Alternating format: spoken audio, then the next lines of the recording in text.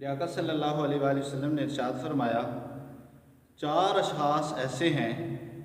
کہ جن کو جنت جانے سے کوئی چیز روک نہیں سکتی۔ یہ 4 خوش نصیب کا ذکر آپ سماعت فرمائیں، جن کو جنت جانے سے اب کوئی چیز روک نہیں سکتی۔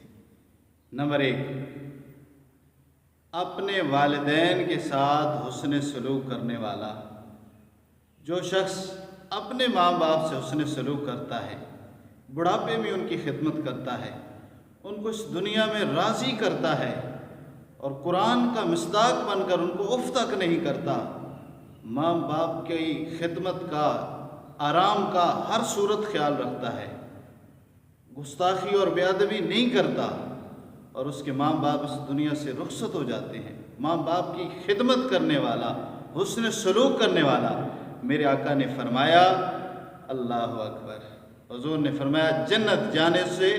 اب اس کو کوئی چیز روک نہیں سکتی۔ دوسرے نمبر پر حضور نے ارشاد فرمایا، دوسرا وہ شخص جس کے ذریعہ آمدن وہ کم ہے اور اولاد زیادہ ہے، کثیر العیال ہے، اولاد زیادہ ہے اور روزی کمانے کے اسباب کم ہیں، ذرائع آمدن کم ہیں، اس صورت میں بھی وہ اپنی اولاد کے پیٹ میں حرام کا لقمہ نہیں جانے دیتا۔ حضور نے فرمایا یہ شخص اب اس کو جنت جانے سے کوئی چیز روک نہیں سکتی۔ یہ مشکل مرحلہ ہے نا، اگر ذرائع آمدن زیادہ ہوں پھر بھی حرام سے بچنا ایک بہت سعادت والا کام ہے، لیکن یہ آزمائش اور مشکل مرحلہ ہے کہ ذرائع آمدن کم ہے، بچے بھی زیادہ ہیں، اولاد بھی زیادہ ہیں، اخراجات بھی زیادہ ہیں، لیکن اس صورت میں بھی جو شخص حرام سے بچ جاتا ہے، اپنی اولاد کے پیٹ میں حرام کا لقمہ نہیں جانے دیتا، حضور نے فرمایا جنت جانے سے اب اس کو کوئی چیز روک نہیں سکتی۔ صحابہ کا مزاج دیکھیں، حضرت ابو درداء رضی اللہ تعالیٰ عنہ صحابی رسول ہیں، میرے آقا کے پیچھے نماز پڑھنے فجر ٹائم جاتے اور صبح نماز پڑھ کے فوراً جلدی گھر آ جایا کرتے۔ ایک دن میرے آقا نے پوچھ لیا، میرے غلام ابو درداء صبح تو بڑا جلدی واپس آ جاتا ہے۔ اللہ حضور سے عرض کی، حضور آپ کو علم ہے کہ کھجوریں پکنے کا موسم ہے اور مدینہ کی طرف ٹھنڈی ہوائیں مدینہ کو سلام کرنے کے لیے جب آتی ہیں تو میرے پڑوسی کے گھر کے صحن میں کھجور کا ایک درخت ہے اور اس کا جھکاؤ میرے گھر کی طرف ہے، میرے گھر کی صحن کی طرف ہے۔ میرے آقا میں صبح جلدی نماز پڑھ کر اس لیے واپس آ جاتا ہوں کہ بچوں کے اٹھنے سے پہلے اس پڑوسی کے کھجور کی گری ہوئی وہ کھجوریں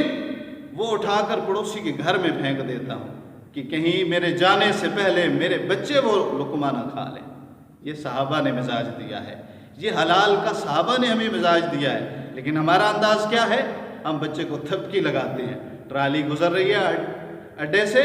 کہتے میرا بیٹا بڑا بہادر نکلا، دیکھا جی 10 گنے نکال کے لے کے آیا ہے۔ آج اس بچے کی اگر آپ حوصلہ افزائی کر رہے ہیں، یہ بڑے ہو کے بچہ ڈاکو اور راہزن ہی بنے گا۔ شروع سے ہی اپنی اولاد کو ایسے موقع کے اوپر ان کی حوصلہ شکنی کریں اور ان کی تربیت کریں۔ 2 اشخاص کا ذکر ہو گیا کہ ماں باپ سے حسن سلوک کرنے والا اور اپنی اولاد کے پیٹ میں حرام کا لقمہ نہ داخل کرنے والا، دونوں جو ہے حضور نے ارشاد فرمایا اب جنت جانے سے ان کو کوئی چیز روک نہیں سکتی۔ تیسرے موقع پہ حضور نے ارشاد فرمایا کہ ایسی سچی توبہ کرنے والا اس طرح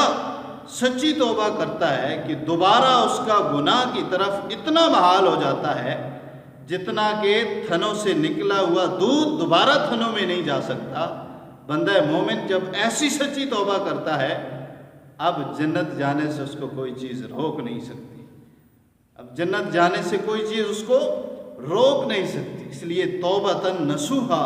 اس کی بڑی اہمیت ہے اور اللہ کی بارگاہ میں اس کا بڑا ہی مقام ہے۔ سچی توبہ کاش کہ اللہ ہمیں نصیب فرمائے۔ چوتھے نمبر پر حضور نے ارشاد فرمایا، چوتھے نمبر پہ حضور نے